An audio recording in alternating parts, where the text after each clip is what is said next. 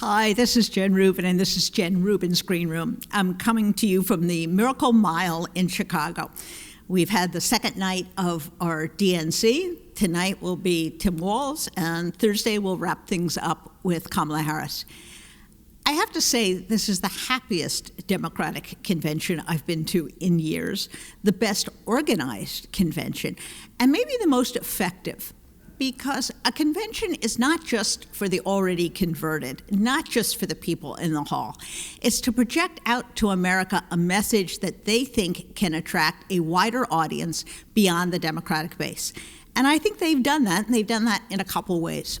One, they've had a series of Republicans, and we'll have more tonight with people like Jeff Duncan, the former lieutenant governor of Georgia, who have conveyed that it's okay to dump the Republican Party.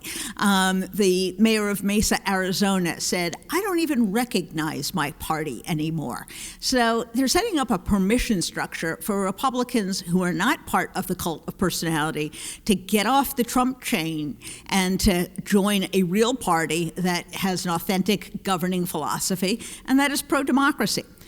Now, they've also really doubled down on Kamala Harris's background as a prosecutor. You've seen a lot of Law and Order videos, and in fact, a mock-up of an ad that looks like a Law and Order episode. They really want to be clear. She's tough on crime. She's tough on criminals. She's tough on people who rip other people off. That's not only because Republicans have slammed Democrats unfairly for crime, but because I think they're trying to communicate a larger message. These are not some caricature of Democrats. These aren't softies. These aren't mushy, feather-headed liberals. These are tough, rational people who know what the middle class and the working class need. They are no nonsense, and they're going to help you and help your communities. So I think the crime message has been very prominent. The other thing we've heard from them is a real emphasis on the working class. Democrats have gotten a bad rap for being overly concerned with race, ethnicity, gender, but their message has always been strongest when it's about class and about economic opportunity. And again, they've doubled down on that. You saw the head of the UAW come out with his Trump is a scab t-shirt, which was a great viral moment. You've heard Michelle Obama talking about working people. We don't have the luxury of failing upward. We don't have an escalator that's going to take us up to the mountain. Now, certainly she was referring to women and to non-white Americans, but she was just talking about, in general, regular, ordinary people. And with President Obama, again, you saw someone who was appealing to a wider audience, telling Democrats not to scold, not to demean, but to reach out and really to speak in a nostalgic way, not in the MAGA nostalgia way for a time of white supremacy, but a time where we were not so divisive, where we were not so mean, not so polarized, that we could learn to get along with one another.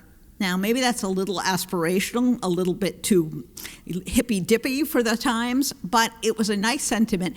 And remember, that's meant to reach out beyond the hall to a larger public.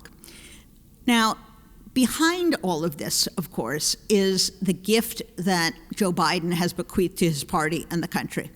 His appearance Monday was a handoff of a baton, not only to one person, but to another generation of leadership.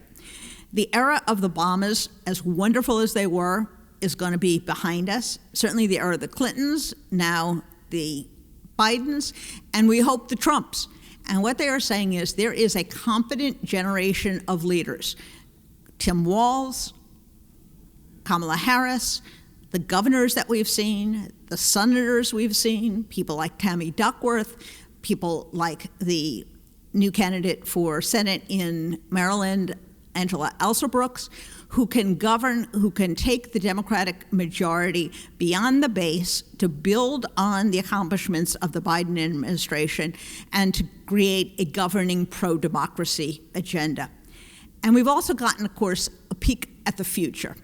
I thought the most interesting speech of the younger generation, as it were, was AOC.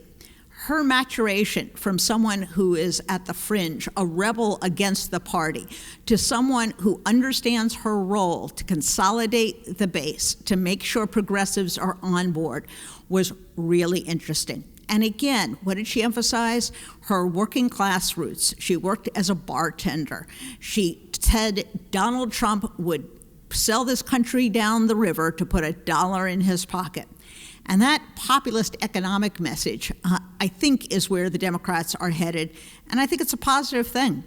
So it's an unusual Democratic convention. The adage, I don't belong to any organized party, I'm a Democrat, seems to have been defied here. Very well organized, that very smart, slick connection between a Wisconsin rally and the convention hall in Chicago was impressive, and even more, that raucous, fun roll call with lots of music of all genres, of all generations, firing up the crowd, providing some real entertainment, was perhaps the production highlight so far.